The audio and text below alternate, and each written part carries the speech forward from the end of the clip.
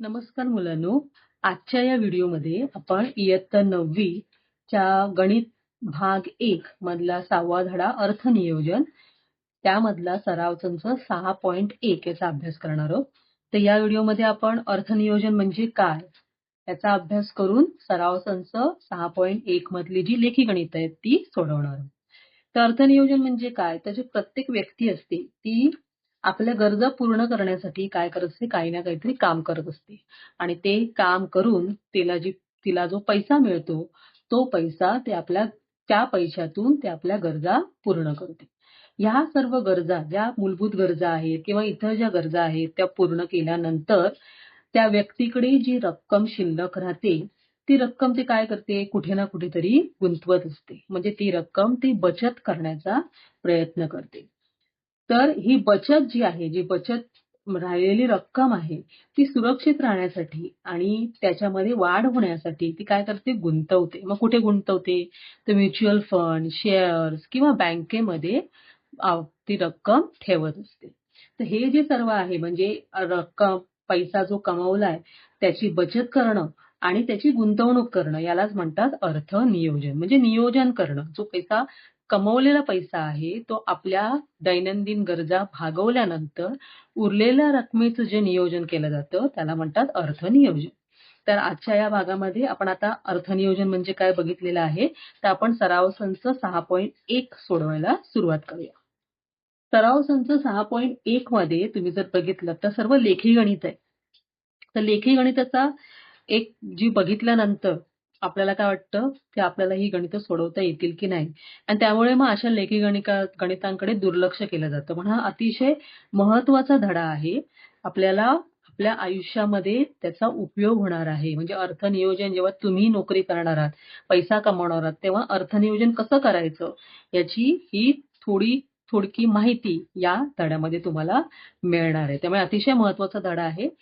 तर बघा पहिलाच प्रश्न काय आहे, अलकाला दरमहा पाठवलेल्या रकमेपैकी 90% रक्कम ती खर्च करते आणि महिना 120 रुपयांची बचत करते. तर तिला पाठवण्यात येणारी रक्कम काढा. म्हणजे अलकाला कोणीतरी रक्कम पाठवते. ती किती पाठवते हे आपल्याला माहित नाहीये. पण त्या रकमेतून ती काय करते, खर्च करते आणि 120 रुपयांची बचत पण करते. तर मग तिला ती पाठवण्यात येणारी रक्कम किती आहे हे आपल्याला काढायचंय. पहिलं आपण काय करूया, पहिली जी ओळ दिली त्याच्यावरून आपण जी रक्कम पाठवली जाते त्याला एक्स हे चल मानूया. अलकाला पाठवलेली रक्कम एक्स रुपये मानू. आपल्याला माहित नाहीये किती रक्कम म्हणून आपण एक्स रुपये मानले. आता ती खर्च किती करतेय, तर ती 90% खर्च करते. मग त्या रकमेपैकी त्या रकमेच्या 90% खर्च करते. ते रक्कम किती आहे, तर आपल्याला रक्कम माहित नाहीये. आपण एक्स मानली. त्याच्या म्हणजे गुणिले किती, 90%. म्हणजे या रकमेच्या 90% ती खर्च करते. म्हणजे काय येणार, एक्स गुणिले 90% म्हणजे 90 भागिले 100. मग एवढी रक्कम खर्च केल्यानंतर एवढी रुपये रक्कम ती खर्च करते. तिच्याकडे शिल्लक किती राहत आहेत, तर 120 रुपये. आता आपण जर बघितलं तिच्याकडे असणारी रक्कम किती आहे, एक्स. त्यामधून ती खर्च किती करतेय, एवढी रक्कम आणि तिच्याकडे राहत आहेत किती, 120.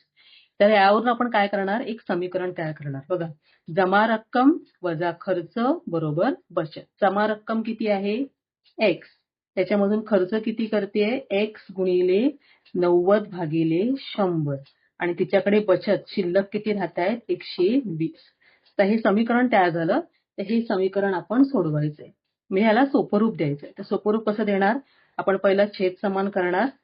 छेदाला 100, तिरकस गुणाकार करणार. 100 गुणिले एक्स 100 एक्स वजा एक्स गुणिले 90 90 एक्स बरोबर 120. मग 100 आणि वजा 90 चल समान आहे बघा, म्हणजे सहगुणकांची वजाबाकी होणार. 100 वजा 90 किती आले, 10x भागिले 100 बरोबर 120. आता आपण याला काय करणार, आपल्याला x ची किंमत काढायची. मग x ची किंमत काढण्यासाठी आपण काय करणार, x बरोबर ज्या संख्या आहे त्या बरोबर चिन्हाच्या उजव्या बाजूला आपण नेणार. तर काय येणार इथे, म्हणून x बरोबर उजव्या बाजूला काय आहे, 120 ही संख्या आहे, 120 आणि 1/10 होते ते 10 काय होणार अंशाला जाणार म्हणजे त्याचा गुणाकार होणार म्हणजे काय येणार x बरोबर 1200 रुपये. हे x आपण कशाला मानलेलं तर अलकाला पाठवण्यात येणारी रक्कम त्याच्यासाठी आपण x हे चल मानलेलं म्हणून अलकाला पाठवण्यात येणारी रक्कम किती येणार 1200 रुपये. अतिशय सोपं गणित होतं. आता पुढे बघा दुसरं गणित. सुमितने 50,000 रुपये भांडवल घेऊन खाद्यपदार्थांचा व्यवसाय चालू केला. त्यामध्ये त्याला पहिल्या वर्षी 20% तोटा झाला. उरलेल्या भांडवलात दुसऱ्या वर्षी त्याने मिठाईचा व्यवसाय चालू केला. त्यात त्याला 5% नफा झाला. तर मूळ भांडवलावर त्याला शेकडा किती तोटा किंवा नफा झाला. आता इथे काय केलंय सुमितकडे किती रक्कम होती भांडवल म्हणजे त्याच्याकडे मूळ त्याने जी व्यवसाय करण्यासाठी जी रक्कम त्याच्याकडे होती त्याला भांडवल म्हणतात. तर मूळ भांडवल किती आहे तर 50,000 रुपये. ते आपण पहिलं लिहिलं सुमितचे भांडवल बरोबर 50,000 रुपये. मग त्याने काय केलं पहिल्या वर्षी त्याने खाद्यपदार्थाचा व्यवसाय सुरू केला. त्यात त्याला तोटा झाला. मग हा तोटा जो असतो तो तोटा किंवा नफा हा जे भांडवल जे असतं त्यावर असतो. मग पहिल्या वर्षी झालेला तोटा कसा काढणार तर भांडवलाच्या 20% म्हणजे भांडवल गुणिले 20%. भांडवल किती आहे 50,000 त्याच्या 20% म्हणजे किती 20/100. त्याला सोपं रूप दिल्यानंतर काय येतं बघा 5 दुणे 10,000 रुपये. तर पहिल्या वर्षी झालेला तोटा किती 10,000 रुपये. हा पहिल्या वर्षी झालेला तोटा आहे.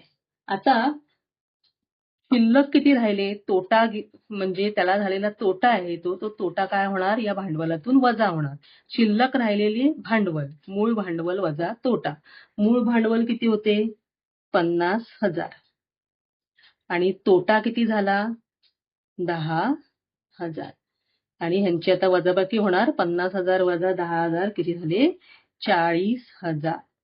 40,000 रुपये हे त्याकडे शिल्लक राहिले. ती शिल्लक राहिलेली रक्कम आहे ती त्याने काय केलंय दुसऱ्या वर्षी मिठाईचा त्यापासून व्यवसाय चालू केला. त्याच्याकडे उरलेलं भांडवल किती आहे आता राहिलंय तोटा सहन करून ते किती आहे 40,000 रुपये. तर दुसऱ्या वर्षी त्याने काय केलं दुसऱ्या वर्षी त्याने मिठाईचा व्यवसाय केला आणि त्या मिठाईच्या व्यवसायामध्ये त्याला नफा किती झाला 5% त्याला नफा झाला. तर हा 5% नफा कशावर झाला तर या 40,000वर कारण ही रक्कम त्याने त्या व्यवसायात गुंतवली म्हणजे ह्या 40,000चे 5% आपल्याला काढावे लागणार. चे आलेला आहे त्यामुळे गुणाकार येणार याचे 5% म्हणजे काय येणार 40,000 गुणिले 5/100. 40,000 गुणिले 5/100 त्याला सोपं रूप देऊया 5 चोक 20 आणि वर 2 शून्य म्हणजे किती झालेला आहे नफा त्याला 2,000 रुपये नफा झालेला आहे. आता दुसऱ्या वर्षी त्याला मग रक्कम किती मिळाली नफा म्हणजे त्याला फायदा झालेला आहे त्यामुळे त्याने जी गुंतवलेली रक्कम आहे त्यामध्ये हा मिळालेला नफा आपण काय करणार मिळवणार म्हणजे त्याने गुंतवलेली रक्कम किती होती 40,000 रुपये आणि आपल्याला नफा किती मिळाला 2,000. तो त्याच्यामध्ये आपण मिळवल्यानंतर आपल्याला त्याला मिळालेली रक्कम काढता येईल. त्याला मिळालेली रक्कम किती होणार 42,000 रुपये. आता बघा आपल्याला त्याने पहिल्या वर्षी काय केलेलं आहे तोटा सहन केलाय दुसऱ्या वर्षी त्याने नफा सहन केलाय आणि त्यानंतर आपल्याला शेवटी काय विचारलेलं आहे तर मूळ भांडवलावर त्याला शेकडा किती तोटा झाला ती नफा झाला म्हणजे तोटा झाला तर शेकडा किती तोटा झाला आणि जर नफा झाला तर शेकडा किती नफा झाला. आधी आपल्याला तोटा झालाय की नफा झालाय हे आधी काढावं लागेल. तर बघा मूळ भांडवल किती होतं 50,000 आणि त्याला दुसऱ्या वर्षी किती रक्कम मिळालेली आहे 42,000. बघा बघितल्यानंतर आपल्याला समजतंय की मूळ त्याची रक्कम होती 50,000 आणि त्याला मिळत आहेत 42,000 म्हणजे इथे काय झालेलं आहे तोटा झालेला आहे. दुसऱ्या वर्षी मिळालेली रक्कम ही मूळ भांडवलापेक्षा कमी आहे म्हणून सुमितला काय झालेला आहे तोटा झालेला आहे. आता आपण आधी तोटा काढूया. तर तोटा कसा काढणार तर मूळ भांडवल वजा दुसऱ्या वर्षी मिळालेली रक्कम. मूळ भांडवल किती आहे 50,000 आणि दुसऱ्या वर्षी मिळालेली रक्कम किती आहे 42,000. मग तोटा कितीचा झाला? 8,000 रुपयाचा तोटा झाला. आता आपल्याला काय काढायला सांगितले? तोटा नाही विचारले, आपल्याला शेकडा तोटा विचारले. तर शेकडा तोटा कसा काढतात? तर सूत्र काय आहे शेकडा तोटाचं? तोटा भागिले जे मूळ भांडवल आहे ते गुणिले 100. तर तोटा किती झालेला आहे? 8,000 रुपयांचा तोटा झाला आहे. भागिले मूळ भांडवल किती आहे? 50,000 गुणिले 100. आता याला आपण सोपं रूप देऊया. आणि ह्या 5 ने या 10 ला भाग जाईल. 5 एके 5, 5 दुणे 10. तर किती झालंय? 8 दुणे 16. शेकडा तोटा किती झाला? 16. तर शेकडा तोटा 16 म्हणजेच आपल्याला जो तोटा झालेला आहे तो किती झालेला आहे? 16% आपल्याला तोटा झालेला आहे. तर आपल्याला त्याचा प्रश्न विचारला त्या पद्धतीने आपण त्याला उत्तर देणार. तर म्हणून तुम्ही इथला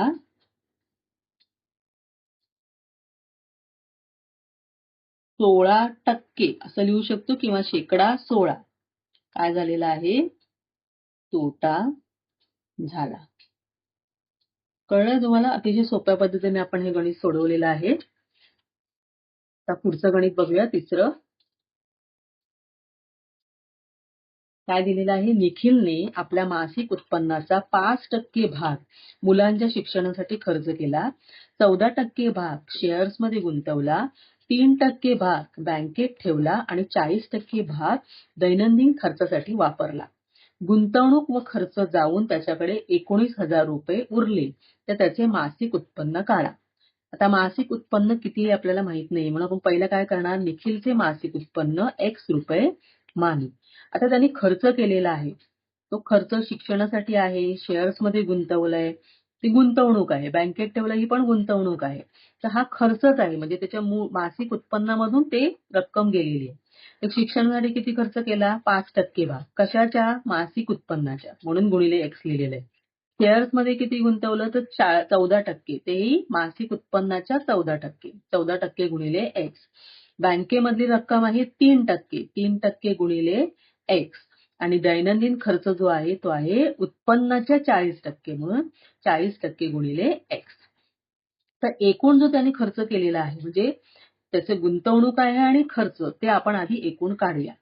म्हणजे गुंतवणूक व खर्च मिळून एकूण रक्कम 5% गुणिले X. 5% म्हणजे 5 भागिले 100 गुणिले X अधिक 14% म्हणजे 14 भागिले 100 गुणिले X आणि 3% 3 भागिले 100 गुणिले X आणि दैनंदिन खर्चासाठी त्यांनी किती खर्च केलाय? 40%. 40 भागिले 100 गुणिले X.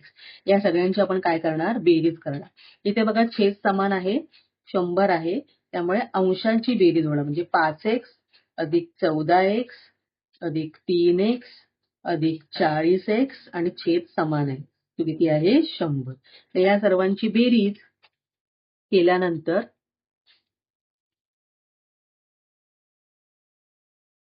किती राहत आहे? किती होत आहे? तर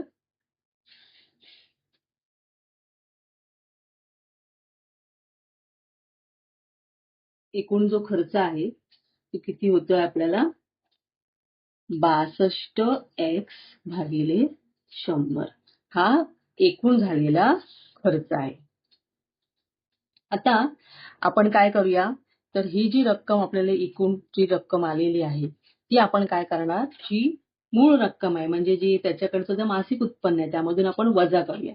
तर शिल्लक किती राहिलेलं आहे? निखिलकडे शिल्लक राहिलेली रक्कम आहे 19,000 रुपये.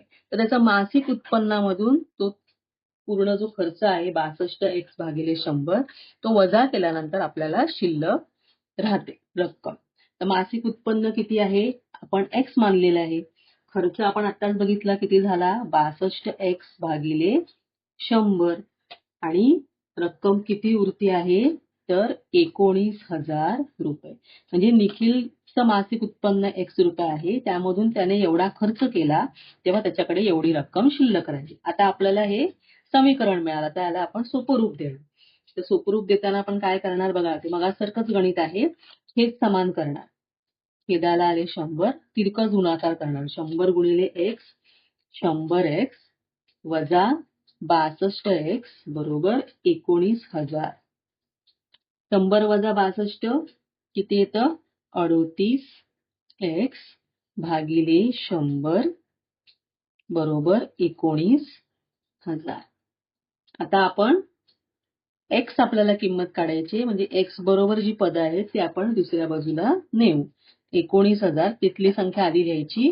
हे 100 आहेत छेदाला आहेत ते बरोबर चिन्हाच्या उजव्या बाजूला गेले की अंशाला जाणार आणि हे एक्स बरोबर 38 आहेत ते छेदाला जाणार. आता आपण ह्याला सोपरूप देऊया. इथे बघा 19च्या पाड्यामध्ये 38 येतात. 19 एके 19 आणि 19 दुने 38 आणि ह्या दोनने आपण इथे भाग लावूया. बे एके बे, बे पंचे 10, बे शून्य 0 म्हणजे किती आलं? एक्स बरोबर 50 गुणिले 1000 50,000.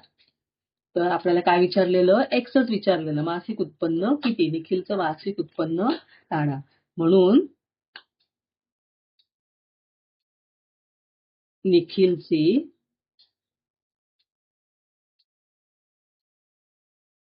मासिक उत्पन्न 50,000 रुपये. अशा पद्धतीने आपण मासिक उत्पन्न काढले. आता पुढचं गणित बघूया. पुढचं बघा, चौथं गणित. यामध्ये दोन व्यक्ती आहेत, सय्यद भाई आणि दुसरे आहेत ते म्हणजे फर्नांडिस. सय्यद भाई यांनी आपल्या उत्पन्नापैकी 40,000 रुपये 8% चक्रवाढ व्याजाने 2 वर्षांकरता बँकेत गुंतवले. श्री फर्नांडिस यांनी 1,20,000 रुपये म्युच्युअल फंडामध्ये 2 वर्षांकरता गुंतवले. 2 वर्षानंतर श्री फर्नांडिस यांना 1,92,000 रुपये मिळाले. तर सय्यद भाई व श्री फर्नांडिस यापैकी कोणाची गुंतवणूक जास्त फायदेशीर ठरली? तर दोघांनी पण गुंतवणूक केलेली आहे आणि दोघांना पण फायदा झालेला आहे. तर कोणाची गुंतवणूक जास्त फायदेशीर हे आपल्याला काढायचे. पहिला आपण काय करूया, सय्यद भाईंनी किती गुंतवले आणि त्यांना त्याच्यातून किती फायदा झाला हे आपण आधी काढूया. सय्यद भाईंनी काय केलेलं आहे, तर चक्रवाढ व्याजाने बँकेमध्ये पैसे गुंतवलेले. चक्रवाढ व्याजाने आपल्याला जर व्याज काढायचं असेल, चक्रवाढ व्याज, तर त्यासाठी आपल्याला रास काढावी लागते आणि त्या रासेवरून आपण काय काढू शकतो, व्याज काढू शकतो. तर सूत्र काय आहे, तर इथे बघा काय काय दिले ते आपण आधी लिहूया. पी म्हणजे मुद्दल दिलेली आहे 40,000 रुपये. आर म्हणजे आपल्याला त्याची मुदत दिलेली, हे रेट ऑफ इंटरेस्ट म्हणजे त्याचा दर किती आहे व्याजाचा तो दिलेला आहे 8% आणि किती वर्षासाठी गुंतवले म्हणजे मुदत दिलेली आहे 2 वर्ष. PRN आपण लिहिलं. आता आपण व्याज काढणार आहोत. तर व्याज काढायचं सूत्र काय आहे, रास वजा मुद्दल, ए वजा पी. तर या सूत्रामध्ये आपण आता सूत्र वापरूया. आधी सूत्र आधी लिहूया आणि त्यामध्ये त्यानंतर किमती घालूया. बघा आपण व्याज काढतोय, रास काढायचं, चक्रवाढ व्याजाने रास काढायचं सूत्र तुम्हाला माहिती आहे काय आहे, पी गुणिले 1 अधिक आर भागिले 100 त्याचा एनवा घात आणि वजा मुद्दल. आता इथे बघा या दोन भागामध्ये पी सामायिक आहे, मग आपण पी सामायिक म्हणून घेतला, दोघांमध्ये पण आहे पी. तर इथे काय उरणार, 1 अधिक आर भागिले 100 त्याचा एनवा घात आणि इथला पी सामायिक म्हणून घेतला तर काय शिल्लक राहणार, 1. आता आपण काय करूया, यामध्ये ज्या किमती आपल्याला दिलेल्या आहेत त्या आपण आता यामध्ये घालूया. पी किती आहे, मुद्दल आहे 40,000 रुपये. त्यानंतर कंसामध्ये 1 अधिक आर आहे 8 भागिले 100 आणि मुदत आहे 2 वजा 1. त्याला आपण सोपं रूप देऊया. 40,000. तर इथे बघा, इथे आपण जर तिरकस गुणाकार केला तर काय होणार, 100 एके 100, 8 एके 8 म्हणजे 100 अधिक 8 किती येणार, 108 भागिले 100 त्याचा दुसरा घात वजा 1. 40,000. आता हे 108 भागिले 100 वर्ग आहे म्हणजे आपण काय घेणार, 108 भागिले 100 गुणिले 108 भागिले 100 हे 2 वेळा झालं आणि वजा 1. आता इथे आपल्याला सोपं रूप देता येणार आहे, तर ते सोपं रूप आपण द्यायचं आहे. सोपं रूप कसं देणार बघा, इथे 4 ने भाग लागतो, 4 दुने 8, 4 पंचा 20, इथे पण 4 दुने 8 आणि 4 सत्ता 28.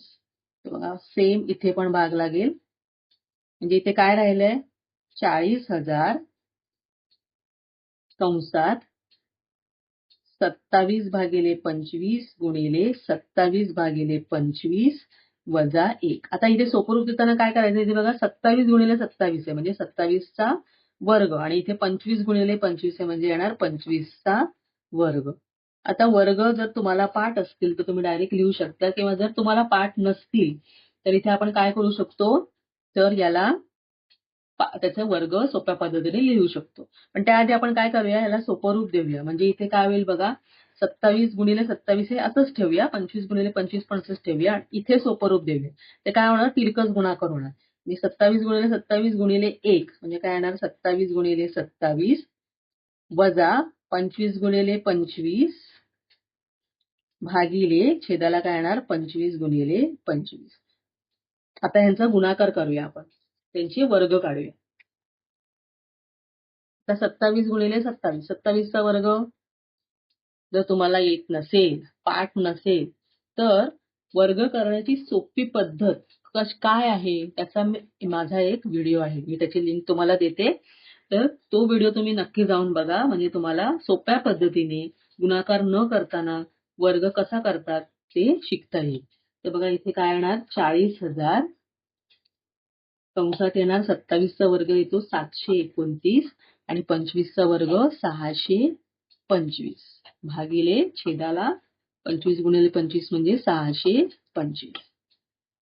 40,000 729 वजा 625 किती येतं, तर 104 आणि भागिले 625. आता आपण याला सोपं रूप देऊया.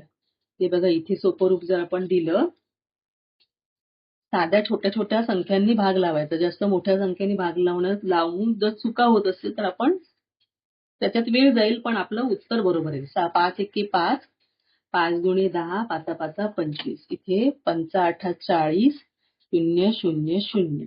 पुन्हा बघा 5 ने भाग जाईल, 5 दुणे 10, 5 5 25. आता कितीचा भाग लागेल, 5 एके 5, राहिले 3, 5 30, 0 0.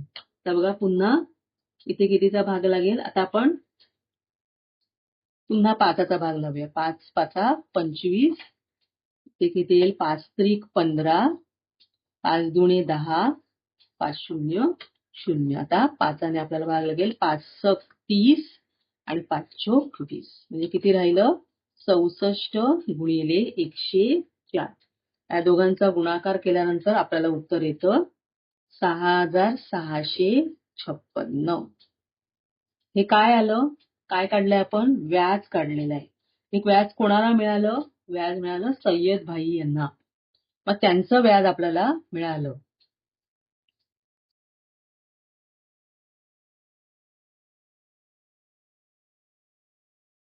सय्यद भाई यांना मिळालेले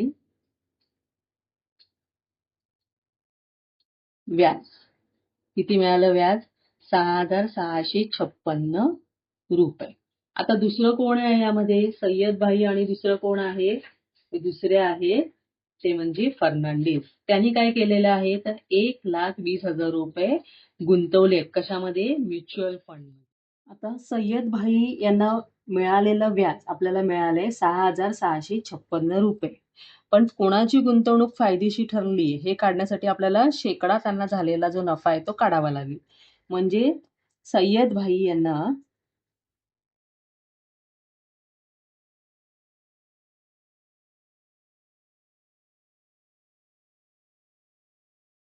झालेला शेकडा नफा किंवा फायदा, तर तो आपण कसा काढणार, तर त्यांना जे व्याज मिळालंय ते व्याज भागिले त्याने किती रक्कम गुंतवली आहे, म्हणजे जी मुद्दल होती ती मुद्दल गुणिले 100. आता त्यांना व्याज किती मिळालं, 6,656 आणि त्यांनी रक्कम किती गुंतवली होती, 40,000 रुपये गुणिले 100. मग आता ह्याला सोपं रूप देऊया आपण. 4 ने भाग जाईल, 4 एके 4, 0 0, 4 एके 4, राहिले 2, 4 24, राहिले 2, 4 सक 24, हातचाला 1, 4 चोक 16. म्हणजे किती आलं? 16,1664 भागिले 100. तर ह्या छेदाला 100 आहेत, तेवढं आपण काय देणार? वरच्या संख्येमध्ये उजवीकडून डावीकडे जेवढे शून्य आहेत तेवढं दशांश चिन्ह देणार. म्हणजे 2 शून्य आहेत म्हणून 1, 2. म्हणजे 16.64 हा शेकडा नफा झाला. म्हणजे 16.64% असा त्यांना फायदा झाला सय्यद भाई यांना. तर दुसरं पुढे काय आहे? फर्नांडिस यांनी काय केलेलं आहे? तर त्यांनी 1,20,000 रुपये म्युच्युअल फंडामध्ये गुंतवले. आता आपण त्यांना मिळालेली रक्कम आणि त्यांना झालेला फायदा शेकडा नफा आपण काढणार. श्री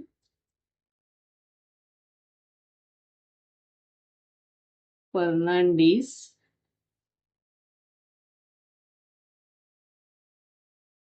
यांनी गुंतवलेली रक्कम बरोबर 1,20,000 रुपये. आणि ती गुंतवल्यानंतर त्यांना मिळालेली रक्कम काय आहे? त्यांना मिळालेली रक्कम किती आहे? 1,92,000 रुपये. बघा इथेच बघितल्यानंतर आपल्याला कळतं की त्यांना फायदा झालाय. त्यांनी रक्कम जी गुंतवलेली होती त्यापेक्षा त्यांना जास्त रक्कम मिळाली. तर तो किती फायदा झाला तो आपण काढूया. त्यांना मिळालेला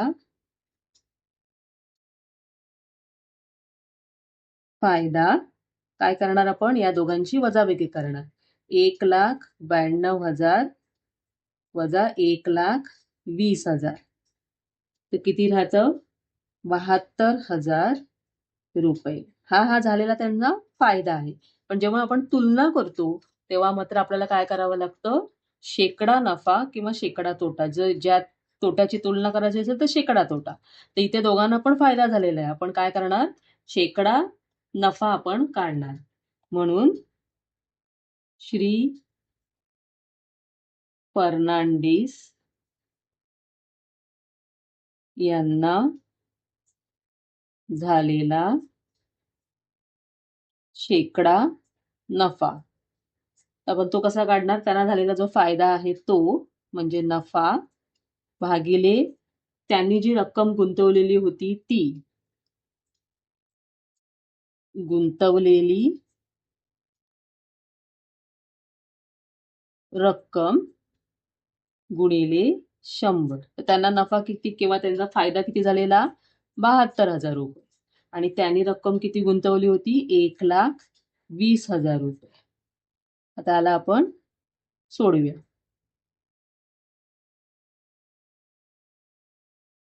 हे 200 निघले, इथे 720 राहिले.